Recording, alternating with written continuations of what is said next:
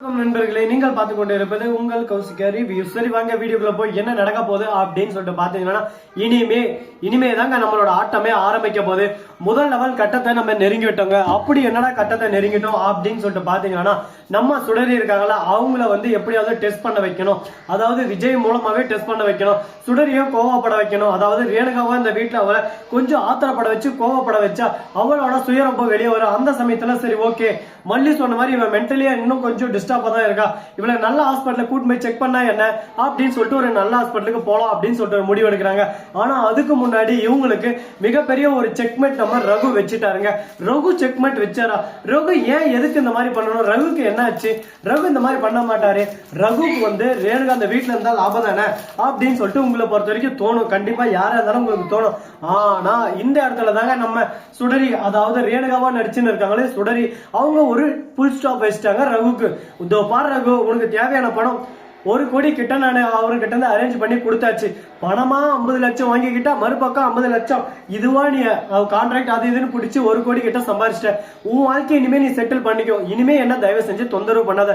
இந்த வீட்டுல என்னோட வாழ்க்கை எனக்கு பிடிச்ச மாதிரி ராஜை தான் நான் கொண்டு போனோம் அப்படின்னு சொல்லிட்டு ஆசைப்பட ஆரம்பிக்கிறாங்க நம்ம ரேணுகா.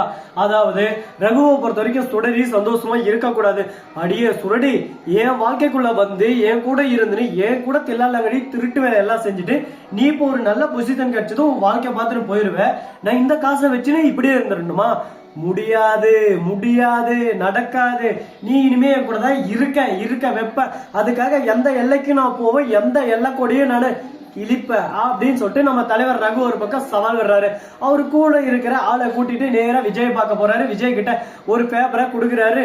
அதுல சுடரிய பத்தி, அதாவது விஜய் நினைச்சுன்னு இருக்க ரேணுகா சுடரிதான் அப்படின்றதுக்கான ஆதாரம் எல்லாமே அதுல அச்சடிக்கப்பட்டு இருக்குங்க. அது எல்லாத்தையும் பார்த்து ஒரு பக்கம் வாயடிச்சு போயிட்டு, அதே சமயத்துல இதை வச்சு நான் நம்ப முடியாதுல்ல அப்படின்னு சொல்லிட்டு சொன்னாலும் போட்டோஸ் நிறையவே இருக்கு, ஆதாரங்கள் சின்ன வயசுல இருந்து அவங்க இருந்ததுக்கான படிச்சதுக்கான இடம் எல்லா ஃபுல் டீடைல்ஸ் இருக்கு. இந்த இடத்துக்கு போய் நீங்க அவங்கள பத்தி விசாரிங்க. உண்மை என்ன, பொய் என்ன, யார் என்ன, ரேணுகா உயிரோட இருக்காங்களா இல்லையா அப்படின்ற எல்லா விஷயமும் உங்களுக்கு தெரிய வரும். அதுக்கப்புறம் நீங்க வந்து என்கிட்ட பேசுங்க. என்கிட்ட கூட பேச தேவையில்ல. அந்த உங்க வீட்டுல பொய்யான உங்க மனைவியா நடிச்சுன்னு இருக்க அந்த ரேணுகாவை அடிச்சு அடிச்சு அடிச்சு வீட்டை விட்டு வெளியே துரத்துங்க. அது போது எனக்கு ஒரு குடும்பம் நல்லா இருக்கணும். அந்த குடும்பத்தை நாசனம் பண்ணக்கூடாது. நான் பார்த்த உடனே போய் அவகிட்ட பேசணும். அவர் மூஞ்சில் அடிச்ச மாதிரி காரி தொப்புற மாதிரி பேசி அனுப்பிச்சுட்டா எனக்கு எவ்வளவு கஷ்டமாச்சு தெரியுமா? சின்ன வயசுல இருந்து கூட வளர்ந்தாலே அப்படின்னு சொல்லிட்டு ஒரு அக்கறையில ஒரு அரவணைப்புல தான் நான் போய் பேசினேன். அதவே தப்பா நினைச்சுக்கிட்டா. அதனாலதான் உங்ககிட்ட வந்து உண்மையா சொன்னேன். உங்க குடும்பமாவது சந்தோஷமா நல்லா இருக்குன்னு. அந்த சுடரி எங்க போனாலும் அந்த குடும்பம் விளங்காம போயிடும். அந்த குடும்பம் எப்படியாவது நாசமா போயிடும். அந்த குடும்பத்தை ஒரே அடியா ஒண்ணுமே இல்லாம மண்ணுல புதைச்சிட்டு தான் அவனோட அடுத்த மூவியா இருக்கும். அந்த மாதிரி ஒரு கேடு கட்டவதான் உங்க வீட்டுல இருக்கா அப்படின்னு சொல்லிட்டு சொல்ல, தூரத்துல நின்று நம்ம கதிரசன் இதெல்லாம் கேட்டு இருக்காரு. அப்படியே கண்ணு முட்டையெல்லாம் ஒரு பக்கம் பிதுங்குது, பேச்செல்லாம் அடைக்குது.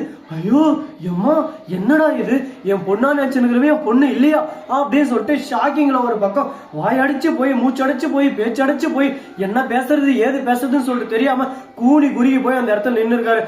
யோ தலைவா, எதனா ஆயிர போதியா? நீ நல்லவையா, நீ நல்லவன், உனக்கு எதுவும் ஆகக்கூடாது.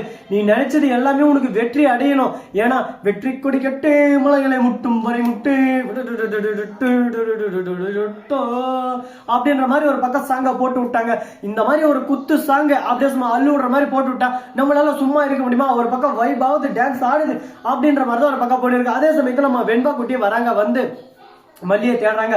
மல்லியம்மா மல்லியம்மா மல்லியம்மா அப்படின்னு சொல்லிட்டு மாரியம்மா மாரியம்மான்ற மாதிரி மல்லியம்மாவை தேடினு இருக்கு. அந்த சமயத்துல நிஷா வந்து என்ன மல்லியம்மா மல்லியம்மான்னு, அதுதான் ரேணுகம்மா வந்துட்டாங்களா, ரேணுகம்மா கிட்ட தான் இனிமே நீ தூங்குறது சாப்பிட்றது எல்லாமே, எதுக்கு தேவையில்லாம மல்லியம்மாவை தொந்தரவு பண்றேன் அப்படின்னு சொல்லிட்டு கேட்க, ஏன் மல்லியம்மா, நான் என் மல்லியம்மாவை கூப்பிடுவேன், உங்களுக்கு என்ன வலிக்குது, உங்களுக்கு என்ன கஷ்டம் அப்படின்னு சொல்லிட்டு கேட்க, என்ன பேசுறது ஏது பேசுறதுன்னு சொல்லிட்டு தெரியாம, ஐயா சாமி நான் பண்ணது தப்பு தான், என்ன மன்னிச்சிருங்க, இதுக்கு மேல உங்க வழியிலும் வர மாட்டேன், உங்க வழியில குறுக்கிட மாட்டேன், ஸ்ரீனிவாசா கோவிந்தா அப்படின்ற மாதிரி தான் ஒரு பக்கம் போயிட்டு இருக்கு. இதுக்கு மேல நீங்க குறுக்கிட்டாலும் பிரச்சனை இல்லை, குறுக்கிடலாலும் பிரச்சனை, அதை பத்தி எனக்கு கவலை இல்லை. நான் ஆளை பிறந்தவன், நான் ஆளை தான் போறேன். அது மட்டும் இல்லாம நம்ம வெண்பா குட்டி இருந்து அந்த இடத்துல இருந்து சைலண்டா போயிடுறாங்க. நம்ம மல்லி வந்தது ரேணுகா ஒரு பக்கம் வராங்க. ராஜேஸ்வரி இருந்து பாத்தியா ரேணுகா, நீ இருக்க வேண்டிய இடத்துல அந்த மல்லி என்ன குத்தாட்டம் போட்டு இருக்கான்னு அந்த வெண்பாவை கைக்குள்ள போட்டுன்னு எந்த அளவுக்கு அடி மேல அடி அடிச்சுங்கிறா பாத்தியா, அடிமைத்தனமா நடத்தினுங்கிறா பாத்தியா. நீ அந்த இடத்துல இருக்க வேண்டியது உன்னோட பொசிஷன் அது. ஆனா நீ அந்த இடத்த விட்டு இந்த இடத்துல வந்து நின்று இருக்க. ஏன், எதனால? இதுக்கெல்லாம் காரணம் யாரு? எல்லாத்துக்கும் காரணம் அந்த கேடுகட்ட மல்லி தான். அந்த மல்லி இனிமே இந்த வீட்டுல இருக்கக்கூடாது. மல்லி இருக்கிற வரையும் நீ இந்த வீட்டுல சந்தோஷமா இருக்க முடியாது. உன் ராஜ்யம் திரும்ப வரணும், நீ திரும்ப இந்த வீட்டை ஆளணும்னா அதுக்கு இந்த மல்லி இந்த வீட்டை விட்டு போகணும் அப்படின்னு சொல்லிட்டு சொன்னதும், நீ சொல்றது எல்லாமே கட்டுதான் ராஜ்யக்கா, நான் என்ன பண்றது, அதுக்கு என்ன வழிதான் நான் தேடுறது, எனக்கு ஒன்னும் புரியலையே, ஒரே குழப்பமா இருக்கே அப்படின்னு சொல்லிட்டு சொல்ல, இதோ பாரு ரேணுகா, உனக்கான நேரம் உனக்கான காலம் எல்லாமே நான் ஒதுக்கி தரேன். அதுக்கு ஏத்த மாதிரி இறங்கி நீ செயல்பட்டா மட்டும் போதும். என் பேச்சை கேட்டு நீ செஞ்சா உனக்கு வாழ்க்கையில என்னைக்குமே தோல்வின்றதே கிடையாது. வெற்றி மேல வெற்றி உன்னை வந்து தொட்டுனே இருக்கும் அப்படின்னு சொல்லிட்டு சொல்ல, வாவ், நீங்க சொன்னா கரெக்டா தான் இருக்கும், நீங்க சொன்னா பக்குவமா இருக்கும், நான் அதுபடியே கேட்டு நடந்துக்கிறேன். இனிமே பாருங்க எப்படி செய்யறேன்னு சொல்லிட்டு ஒவ்வொரு விஷயத்தையும் பார்த்து பார்த்து பார்த்து பார்த்து செய்ய போறேன்.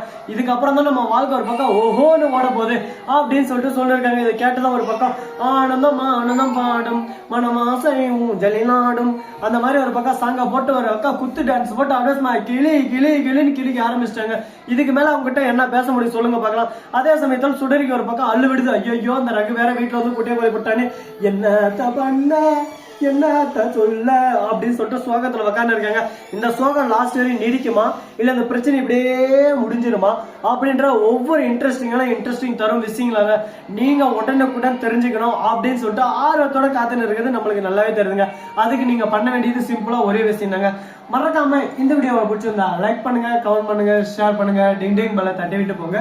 அப்பதான் நாம போற அடுத்தடுத்த வீடியோ உங்களுக்கு உடனுக்குடன் நோட்டிபிகேஷன்லாம் வந்து கொண்டே இருக்கும். மிக்க நன்றி. தேங்க்ஸ் ஃபார் வாட்சிங். Tata, see you. நன்றி, வணக்கம். வந்து நம்பருக்கு தருக.